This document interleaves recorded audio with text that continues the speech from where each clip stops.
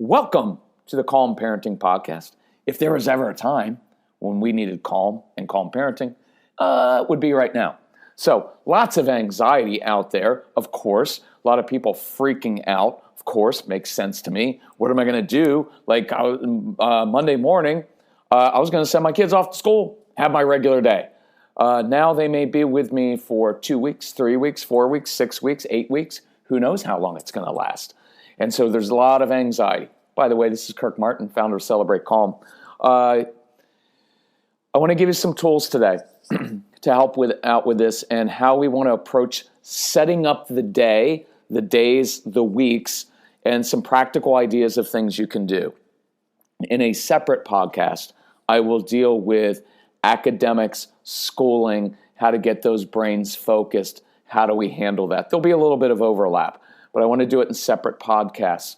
So just so you know, I'm going to be doing some events on Facebook, some things where on Facebook page, it's just go to Facebook and Google Celebrate Calm. I think it's facebook.com/Celebrate Calm. Our website is celebratecalm.com. We've got a special coronavirus webpage there where we're going to have lots of helpful tips and hints and other podcasts. And by the way, if you need, please see the other podcasts we've done, not related to coronavirus, just on dealing with meltdowns and de-escalating and disciplining and every other topic there is. We've got about 100 podcasts, so this will be a good time to go through those and just put them on like autoplay and play through your home. So the calm thing kind of gets into your house and into your spouse as well. So let's roll with this. You've got to lead. You've got to lead with calm. You set the tone as the parents. Remember our core principles. There's one person in life that you can control. That's yourself. Trying to control other people never works, always backfires, makes you really upset and your kids and other people upset that you're trying to control. The quickest way to change your child's behavior is to first control your own.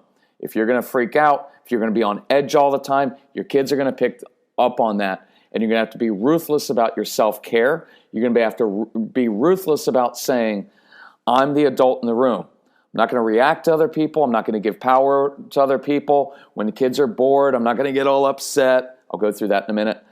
Right? You're going to have to lead with calm because your kids can pick up on it. Married couples, this is a huge opportunity for you to work on your marriage and your communication. Because if you two are getting snippy with each other, guess what's going to happen?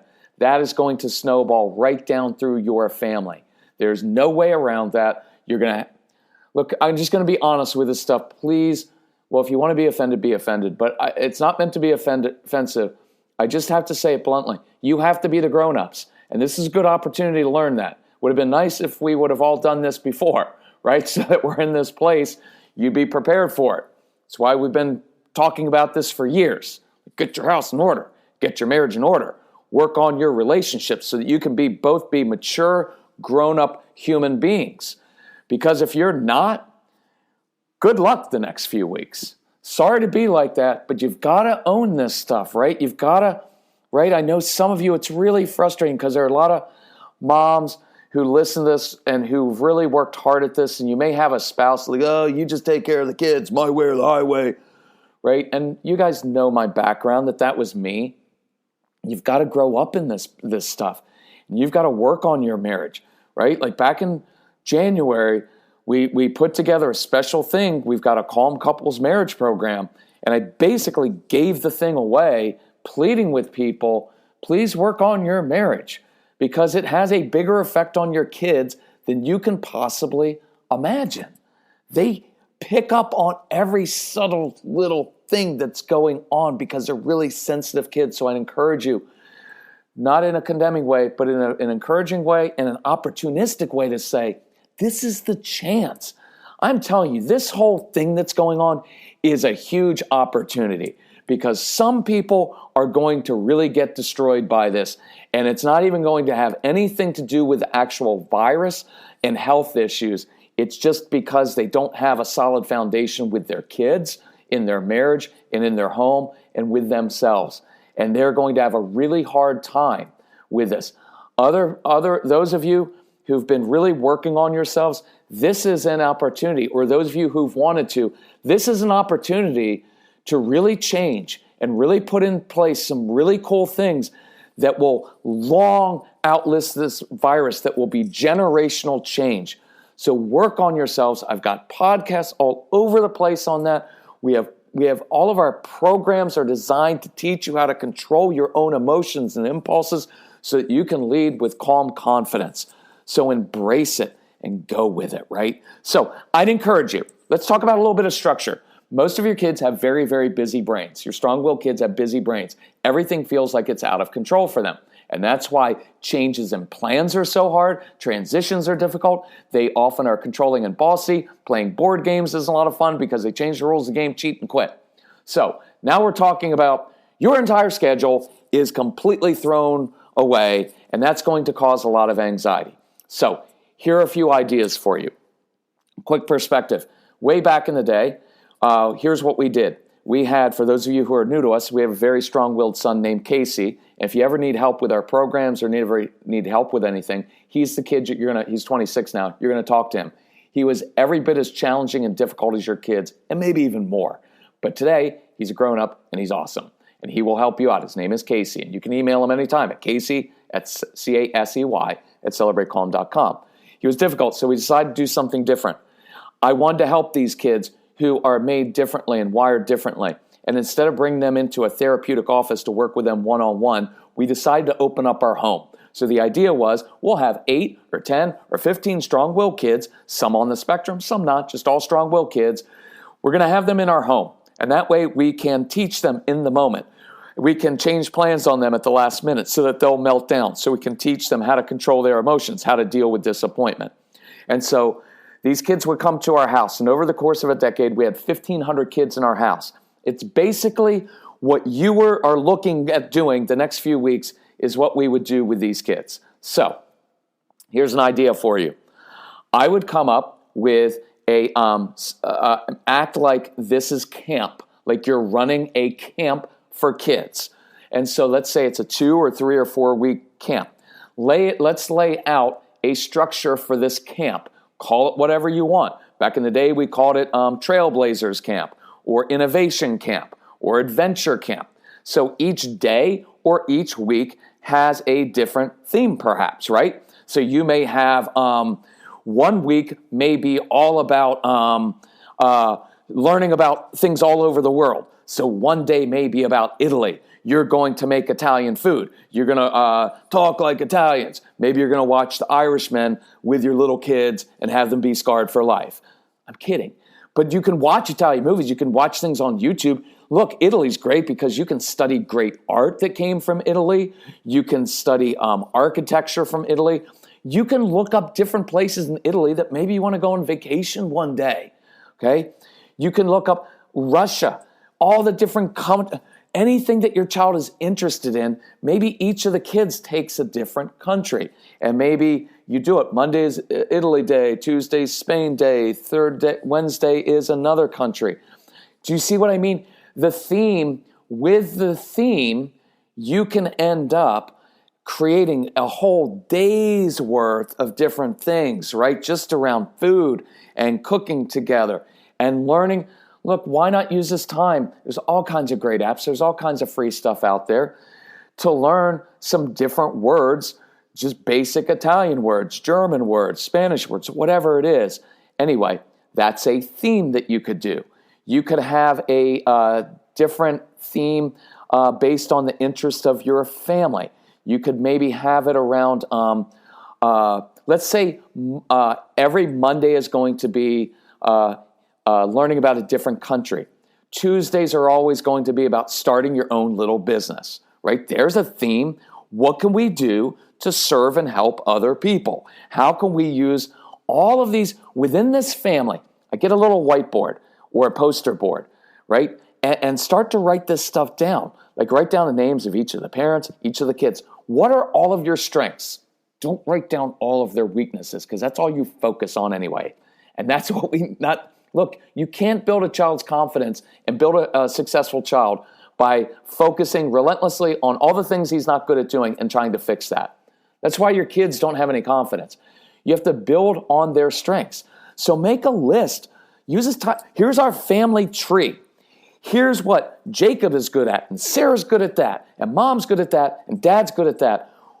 How could we possibly put all of these strengths and write down their interests and their passions? How can we put this together as a family and create a little side business? I had a family that I challenged to do this many years ago. They're based in Atlanta, and they're awesome. And their kids loved working with wood and creating things. They now have a thriving business. They get reclaimed wood, and they make custom wood pencils and pens and all kinds of stuff out of wood that they sell. It's awesome, right? So think about that. We had adventure camps sometimes. Okay, so you've got to keep your social distancing, which is really great for me because I'm an introvert. So I'm kind of all over this. So, okay, so we're not going to be able to go to all kinds of, we can't go to museums and everything's going to be shut down. But outdoors seems to be pretty safe right now. So what's our adventure today? And I'm going to challenge you, moms and dads. Part of the reason screens have stuck and been such a huge issue is no blame, no guilt, but it's your fault. Just kidding. But look, it's because we didn't take the lead. It's because we as adults allowed it to happen. We allowed it to happen. It's not your kids' fault. By the way, it's not millennials' fault that they are like they are. It's their parents' issue because their parents created that. I'm a parent of a millennial. My son does not act like a millennial, thank God, right? But it's not the millennials' fault. It's their parents who allowed it to happen. We allowed screens to take over our lives. We gave up our authority. We gave up our responsibility, and we stopped leading our kids. And we just started giving them these things, and they took over control. So it's our job to take that back. I will do a separate podcast on screens. We have a whole CD program on getting your kids off of screens. And if you want that, email Casey at Celebrate Calm, and we'll work that out. We're making it part of a bigger package we're doing on the website. But we gave up parental leadership. You've got to lead your kids outside. You have to teach them again how fun it is to get outside and conquer things and have challenges and overcome challenges. Now, we talk a lot in that program about getting out and getting connection with other people. Right now, that's not going to be easy to do, and you probably can't do it. But when you get some kids who start making things and taking them down to the homeless shelter, again, can't do it right now, or the retirement home, and they start connecting with other human beings, having something to give to another human, that creates connection. That becomes, over time, that will become more exciting to your kids and more meaningful than sitting on their screens all day. But you have to take the lead. So right now we can do adventure camp every day, and we can look on a map, and we can look up stuff that there is to do in our neighborhood and in our community that we've never done before because we didn't have time. Guess what? Now you have time. But this is the hard part.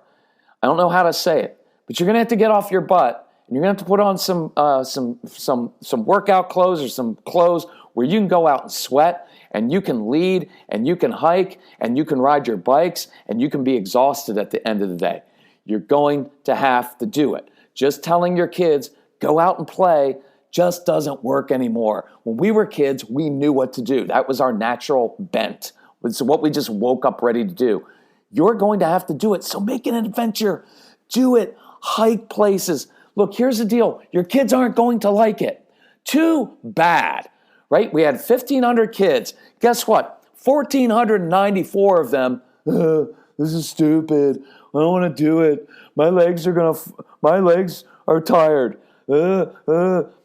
Yeah, you know what helps? You just keep your face forward and you lead. And you don't react to it. And you don't lecture. You lead your kids and you say, yeah, look, if your legs fall off, could I take a picture? Because that would be really cool. And then you keep walking. I'm not saying mock your kids, but you got to keep doing it, right? Moving forward. Listen, if your kids are going to be bored, they're going to be bored. So what? So, look, there's so much of this stuff that's foundational that I want you to have, right? Of like looking at your child and say, boredom's your choice.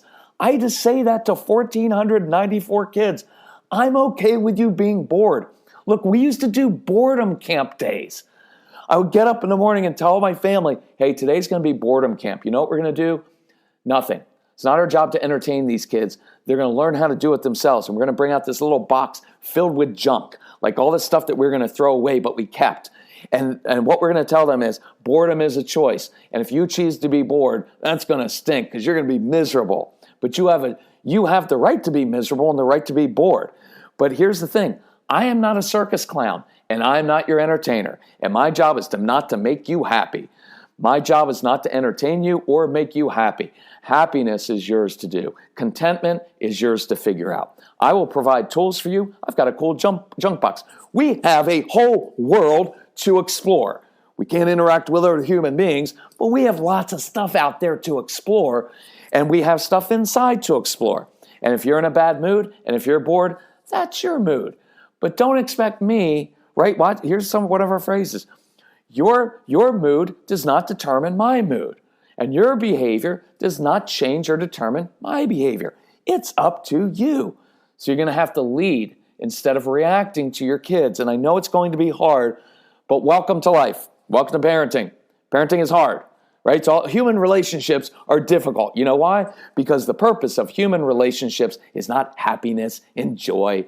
It is transformation. Human relationships transform you as a human being because you come into contact with irritating human beings, and you're one yourself, and you have one of two options. Blame everyone else for your issues, right? My way or the highway. If the kids would just stop doing that, I would be happy. If my spouse wasn't so like that, I would be happy. No, you've got to start with you. And it's a huge opportunity to change yourself rather than changing everyone else. Look, I used to make this joke. Look, if you've got a 38-year-old guy who's single and not married, it's pretty sweet. He gets to work, come home, he can play video games, do whatever he wants. But that guy's probably not growing up a lot.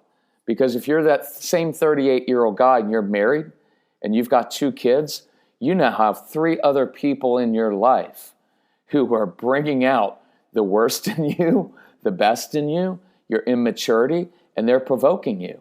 And you can either say it's everybody else's fault, or you can own it and say, this is a chance for me to grow up and stop letting everybody else control my moods. Does that make sense?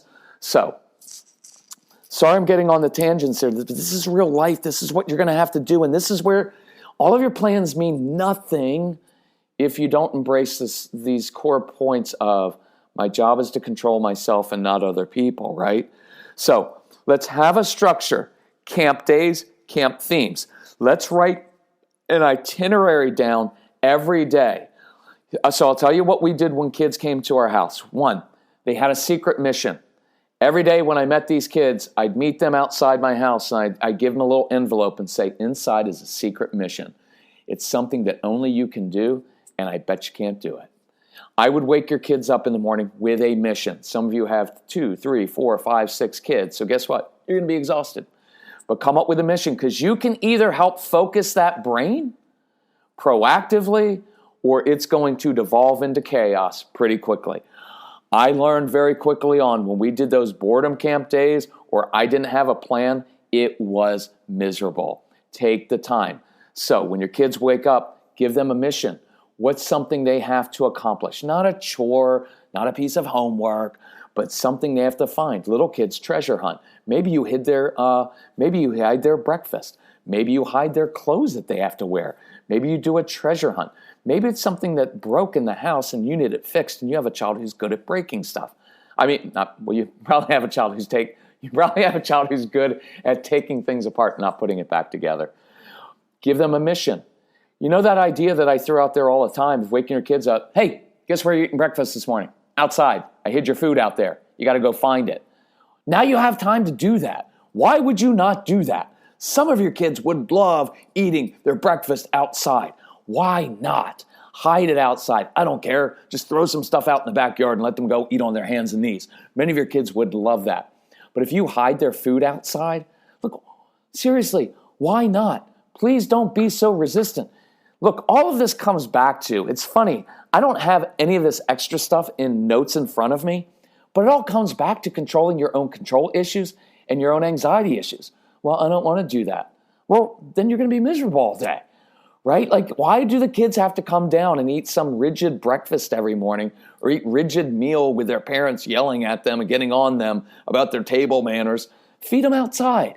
It's a gift for your kids. Your strong-willed child will probably be happy as a clam, just being outside by himself, where he can eat his breakfast and talk to the chipmunks and be out there. And by the way, throw his clothes out there and throw his schoolwork, and he may be happy all day. By the way, it's bonus for you, because when your strong-willed child's outside and you're inside, you don't have to listen to him.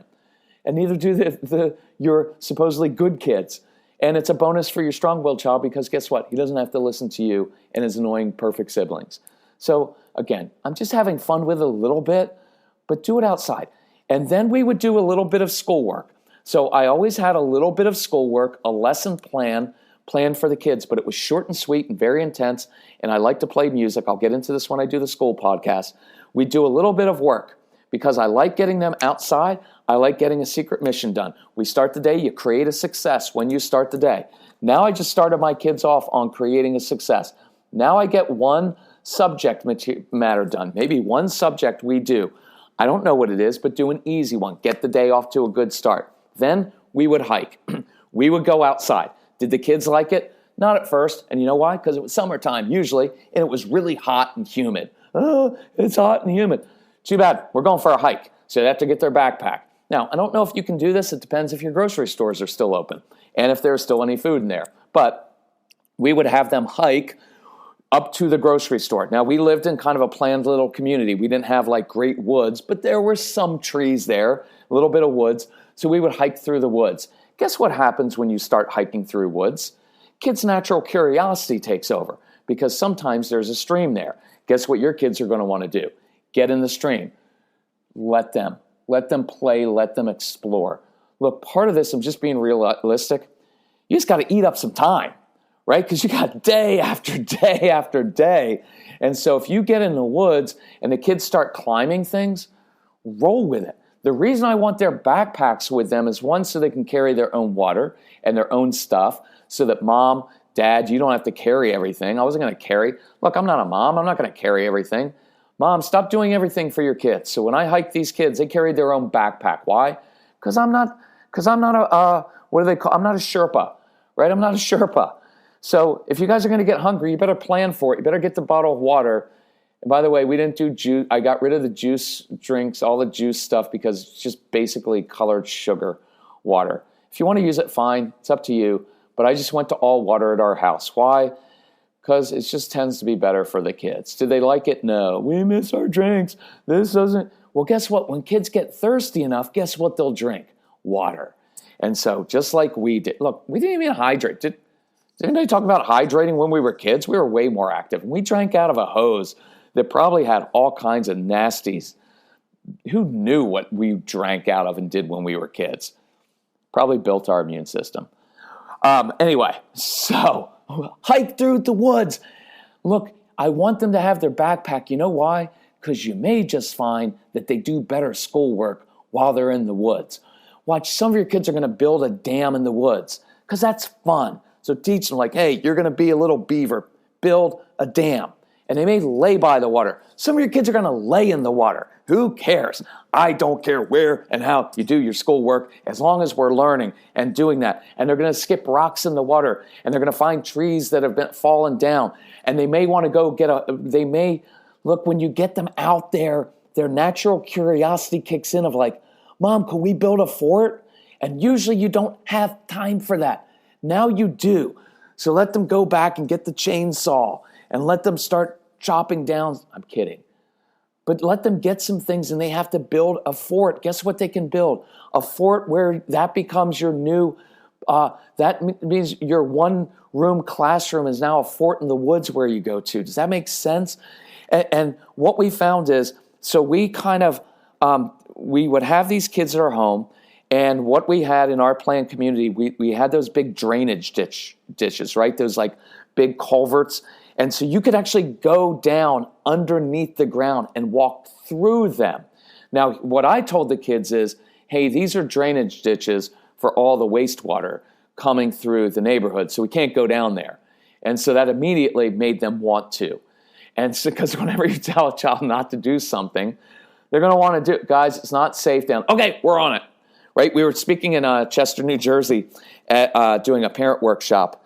And by the way, if you want to do a workshop, we're still planning to do some of those in April and May. If it doesn't work out, we'll switch to the fall. But set it up with my son because our live workshops are awesome.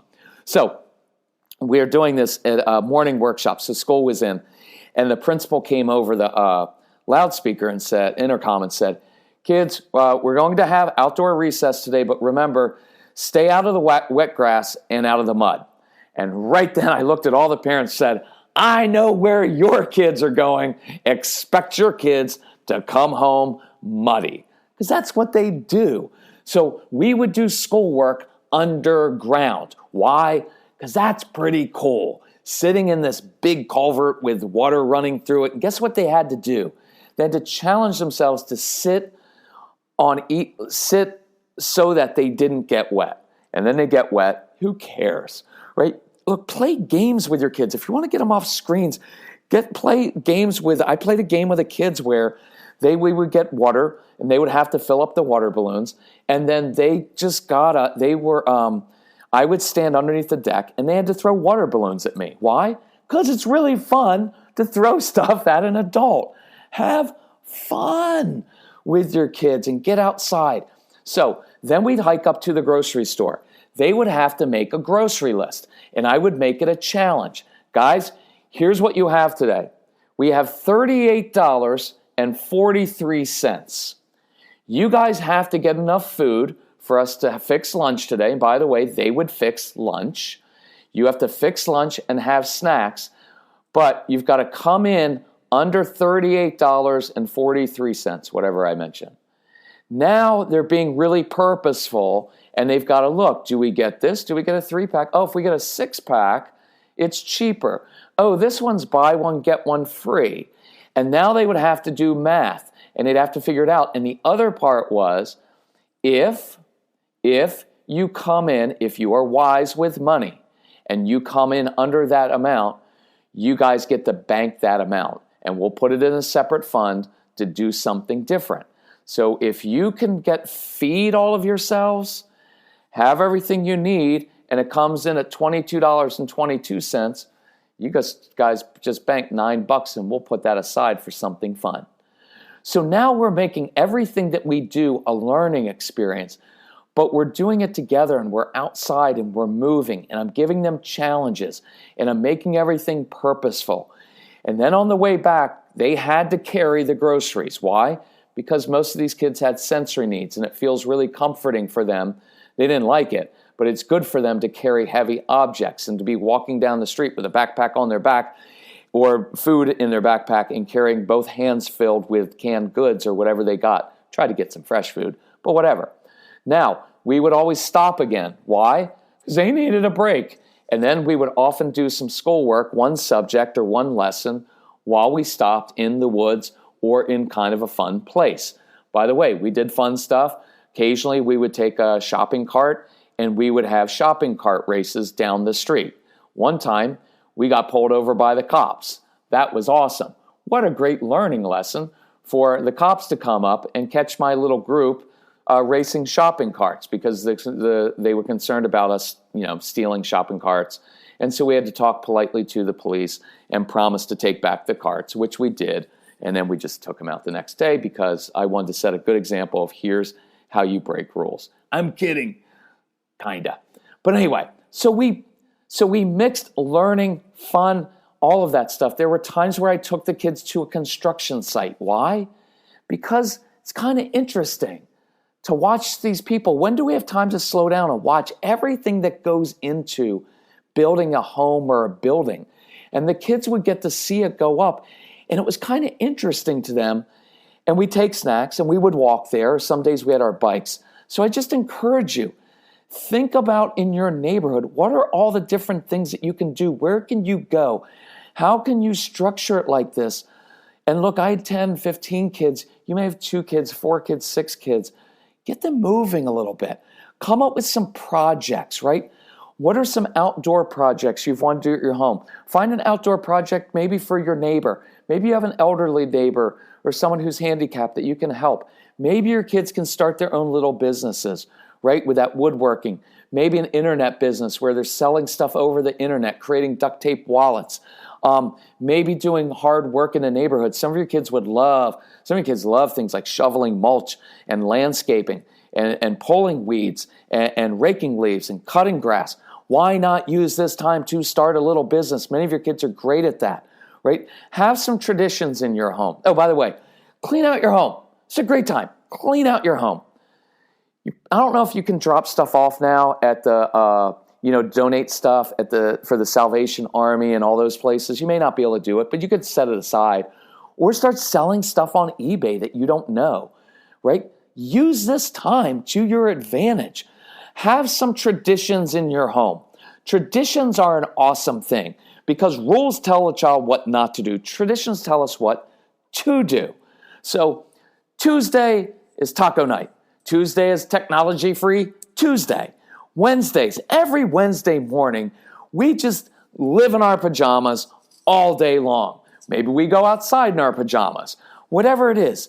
Thursdays, maybe it's a movie day, and you get to watch a fun and silly movie, but there are a lot of movies and documentaries, and many of you have kids that are very, very bright, and they would love watching all those documentaries that they want to watch on stuff they're interested in World War II, and on robots, and on all kinds of things that you don't have time to normally do. Do a deep dive into those documentaries. Look, documentaries are awesome. Podcasts. There are so many interesting podcasts out there. If you want your kids to learn the F word, listen to Joe Rogan, right? I'm kidding. But look, if there are podcasts on science, who's the big science dude? I forget his name. But he's like a PhD, he's got all kinds of Discovery Channel things. He's got a weird name. But anyway, there are all kinds of podcasts on specific things like on science, on technology. Listen to podcasts with your kids. Look, some of your kids, if I had to do it all over again and I was going to do homeschooling, I wouldn't use a lot of books necessarily. And I wouldn't use the standard stuff. There are so many fascinating people on podcasts right now that you could develop a whole curriculum around your kids listening to interesting people with their earbuds in while they're walking, while they're exercising, while they're making and creating things with their Legos, while they're drawing. They can be listening to podcasts and documentaries and YouTube things that they can learn, not stupid cat videos, but interesting stuff. Like just this morning, I get this email every day. It's called Art Daily because as I get older, I'm really into art. And it's really interesting. And they have all kinds of history stuff too. And there's this really cool video. There's a 3-minute video from the BBC who tends to produce really, really well done educational stuff. Plus they're British. Their voices are more interesting. And it was a 3.5-minute thing on Hadrian's Wall, the Roman wall built through Great Britain. 3.5 minutes. So I sent it off to Casey because we're history geeks. And you know what? I had that on. And guess what? After that comes up, another BBC little clip related to the Romans in Great Britain. That's awesome learning. And so why not use that? My son taught himself how to play guitar by watching YouTube videos. He didn't want to go get lessons. Your kids don't like authority figures. They don't like people telling them what to do. But on their own, they're very good independent learners. So use that. My son taught himself German. He taught himself, there's all kinds of free apps. There's all kinds of stuff. You know what he does? He looks up, there's a German TV show called something Sokol, I think it's Sokol Leipzig. It's like CSI Leipzig, Germany. So he watches that and learns conversational German. And through a bunch of different sources, he read German children's books. Why? Because that's how you learn German best, apparently. He taught himself. So come up with a goal for your kids. Look, this is a fantastic opportunity. I don't want to sound like I'm anti-school. I'm not. I'm anti much of the way we do school. I'm anti the school structure. I'm anti sitting all day, listening to someone talk, and memorizing information for a test. That's not a really great way to do it. That's the system. It's not the teacher's fault. That's just the system. But I'm very much Our sole goal we had when Casey was little was, this is what we came to. We want to raise a curious child who loves to learn. But you just were given a gift. Your kids are now out of a place that they largely hate and that they're in trouble all the time in. So don't recreate it at your house, right? Because you're going to walk around with like a little, you're on red already. You're going to be like, great, may as well just go back to school. So you have an opportunity to have new traditions, to have a new way of learning, to pursue your child's curiosity and learn in all kinds of different formats. Look at it as a gift because you're going to learn how their brains work. You can spark their curiosity. Look, I don't want this to sound bad. I hope you hear this in context. But a lot of the schooling that we do for our kids is not a helpful thing. And it ruins their curiosity because that's just how the system works. And so this may be a gift. The greatest gift we ever got was the Montessori school where Casey got kicked out, right? And he basically kind of got kicked out. And we had decided, it was mutual. We were like, we're going to withdraw him from your school. And I remember the headmaster of that school looking at me and saying, you will never educate your son the way we do. And there was something in me, and I kind of regret that I didn't look at him and say, go. But I didn't. But that fueled inside of me a desire for these kids to learn how their brains are wired, how they're made, how do they learn best, what do they respond to. And I'm going to get into this with the school-based podcast, right? But use it as an opportunity. Stop fearing this of like, oh, we're going to be together all the time. I understand that. I understand being together all day is going to be a challenge. But I will also challenge you and say this. Why did you have kids? Right? And I'd encourage you, please, do not walk around and mutter these things. Your kids are going to hear you talking to your friends saying, and your sister-in-law or your siblings, I don't know what I'm going to do with the kids all day. Right? They're going to hear that. You know what you're going to hear from your kids? Yeah, I'm not really excited about being around my parents all day because they're negative and they lecture all the time and they yell at me all the time. I'm sure the feeling's mutual. Don't do that. Right? That'll destroy your kids. I know your kids are difficult. We had them. Your kids were in our home.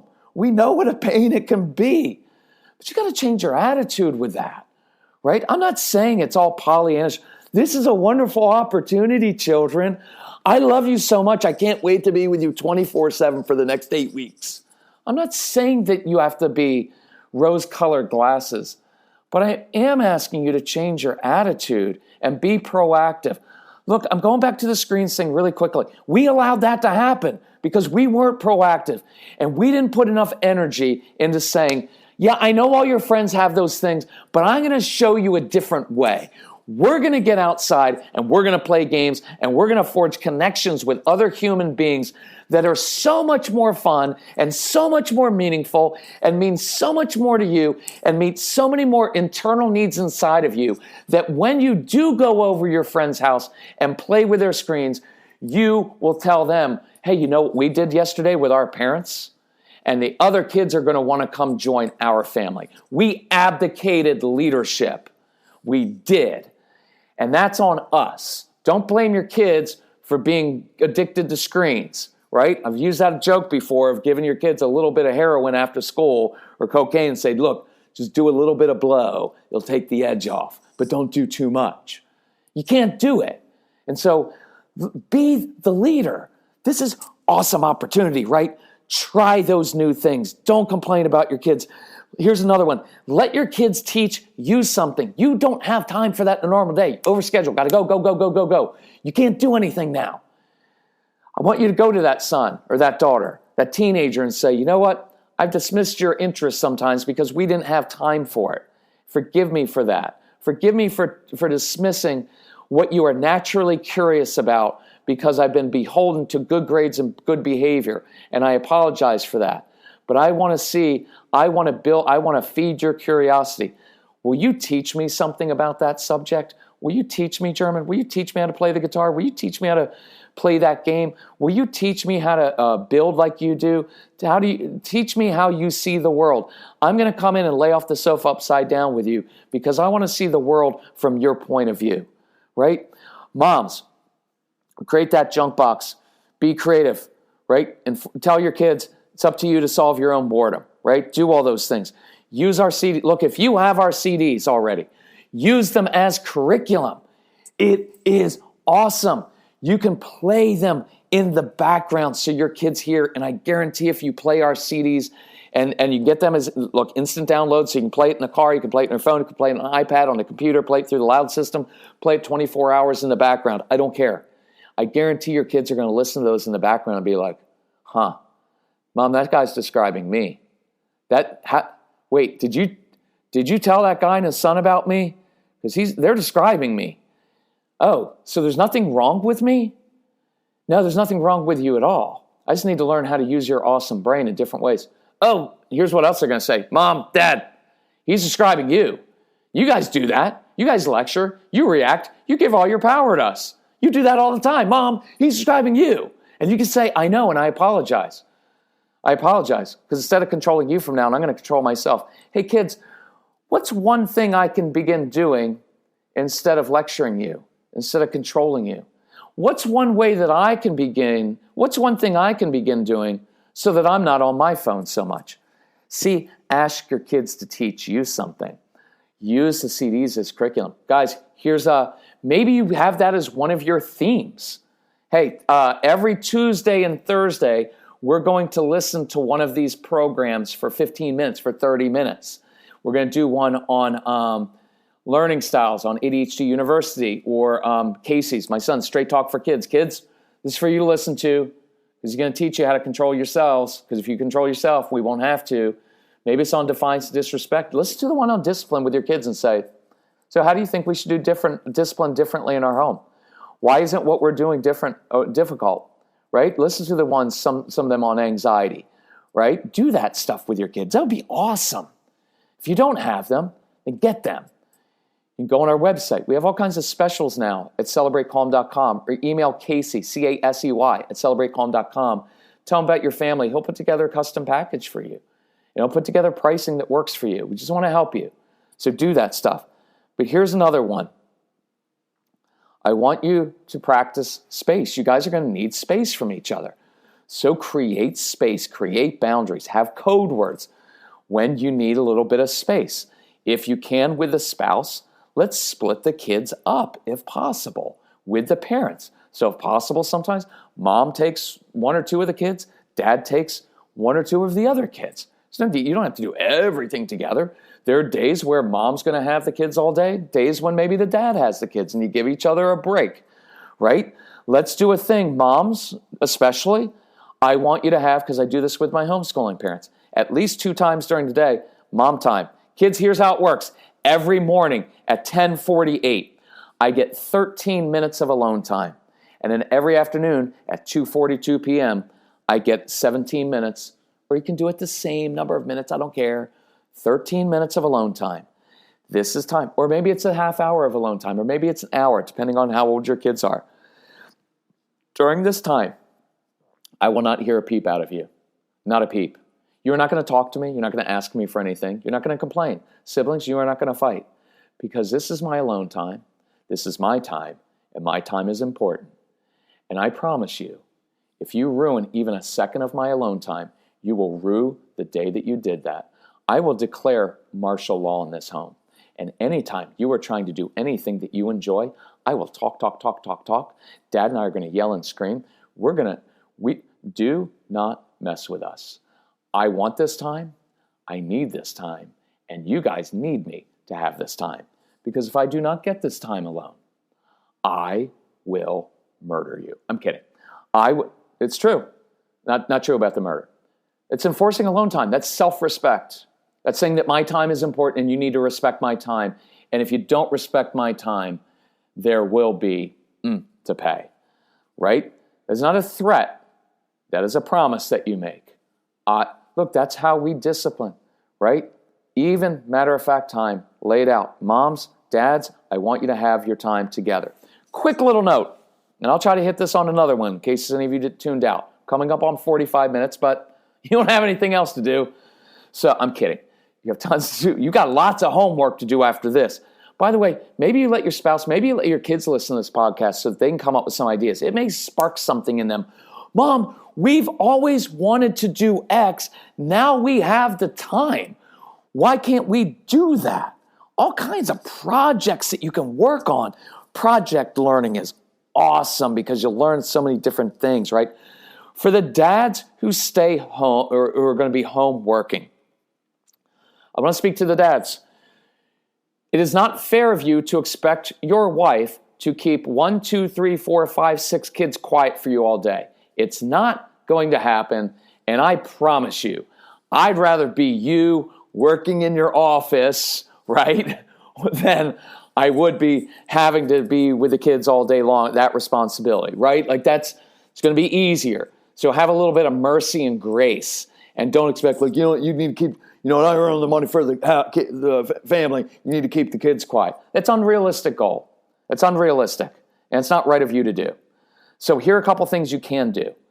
Dads, give your kids intense involvement, intense interaction right away in the morning, and a couple times during the day. Here's why I want it to be intense. It's more than just like, hey, Dad, hey, kids, fix breakfast together, not just being in the same room. The reason your kids want to be with you is because they want your intense personal involvement in their lives. They want the intensity. So in the morning, play a game with them. Play some kind of game where you're down on your hands and knees or where you're totally engaged. You're not distracted. You're not doing something else. With your teenager, you're looking at something he wants to show you. You're listening. You're saying, hey, what is that thing that you were talking about the other day? What is that music, that new music you're listening to? Because I actually kind of like some of that. What is that? Can you play that for me right now? And with your little kids, get down on your hands and knees. Play a game, a treasure hunt game. Play a game of hide and seek. Because when they get that from you, that intensity, it will kind of feed their little souls and spirits for a little while. Then take a break at lunchtime, or maybe you take a break at 10:45. Because you don't work, most of you don't have to work straight through all day. You can take little breaks. So take a little break, maybe at 10:48 when your wife is taking, and look, it could be opposite. It could be that dad's taking care of the kids and mom's working from home. Okay, so just switch this up. Dad comes and says at 10:48, he takes a 13-minute break and goes outside with the kids. Says, guys, what are you learning today? And you bring some intensity. What have you guys been doing today? You guys have been doing an awesome job because it hasn't been so loud and I'm getting my stuff done and I appreciate you doing that. So let's go outside and gives mom some alone time. Right? That would be an awesome thing to do. And then at lunchtime, have lunch with your kids. And maybe again, if your wife's been with the kids all day, Dad, you do lunchtime. Make your kids fix lunch. Fix lunch. Go eat outside. Throw a blanket on the ground. Eat outside. Do the stuff. Look, then you don't have to clean up. Just all the crumbs go on the ground. Right? Mix it up. And then in the afternoon, when your wife takes her 2:48 in the afternoon break, or whenever it is, take another break. Intensity. And you give them intensity. You take normal breaks anyway, instead of just surfing the net or doing whatever you normally do when you take a break. Instead, spend it with the kids, and now you're bonding with them, and you're doing something. Look, dads, you don't normally get this time. You're often at home when they're at school, or many of you are usually working outside the home and you go away on business trips. You have an opportunity to forge a relationship with your kids that you didn't have before, right? So this is a cool opportunity, dads. Don't miss out on it. Don't say like, oh, it's going to be awful for the next 4 or 6 weeks. I'm going to have to figure out. No, this is a gift you've been given. You get to be home with those children look, you were there, unless you adopted them. Well, when you adopted, you were there too, to adopt them. But they're your kids. Look, you were there when all this happened. You're a part of this. They have your DNA. Engage with them. Look at this as a gift that you get to have that time with them. Take advantage of this. Look, if you want your spouse to start being more intimate with you, here's a good way to do it. Take the burden off of her. So you take those 3, 4, 5 times throughout the day and you give her a little break with you being calm with the kids and you leading the kids to calm. Look, one day when the kids are melting down and you can hear it from your office, and you come out of that office, instead of coming out yelling and screaming and escalating situations, if you come out of that office and you calm that situation down by being the calm, confident leader in your home, I guarantee your wife will want you. She will want you. And wives, I'm kidding, but I'm not kidding. She will want you. And that is a gift that you just gave to your wife. And it doesn't cost anything except a little bit of emotional work on your part, right? Give your spouse a break. Dad, if you're really good at math or a certain subject, then you take care of those certain subjects and give your spouse a break. And you can do that in the evening. Guys, let's do math tonight, okay? Because I love math, or I love history, or I'm a good writer. You take over those subjects, right? Do that. Look, put a little, you can do in your little office, you can put a little white noise thing on there because it disperses some of the noise. Some of you may be able to work outside while your kids are inside, but I want the kids outside a lot because this will help with this whole scene as well. Go work out of your car. I know most of you aren't going to be able to go out to a coffee shop because I'm not sure about how serious this is going to get with the social distancing, but you may be able to sit outside of Starbucks because you can still pick up their Wi-Fi. You may be able to do that to get out a little bit anyway because you're probably going to need to. We do, because we travel a lot. Casey and I do work. I do a lot of work from the car. I just get a hotspot, or we pull up outside of a Starbucks and use their Wi-Fi, and we work from the car. I take naps in the car. I do all kinds of stuff in the car. We work on the road really, really, really well. So don't be afraid to do that either.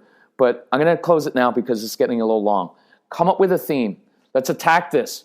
Let's not be all anxious and all dreading this. Let's go on the attack, and let's make this a time that we look back and we say, that coronavirus, while it was awful and caused major disruption, a lot of people got sick and a lot of people died from it, and it was a horrible time, it was also a time that our family changed and that we began to understand our kids like never before. And we started our family business, and we discovered that our child had some interests and passions that are going to propel him forward.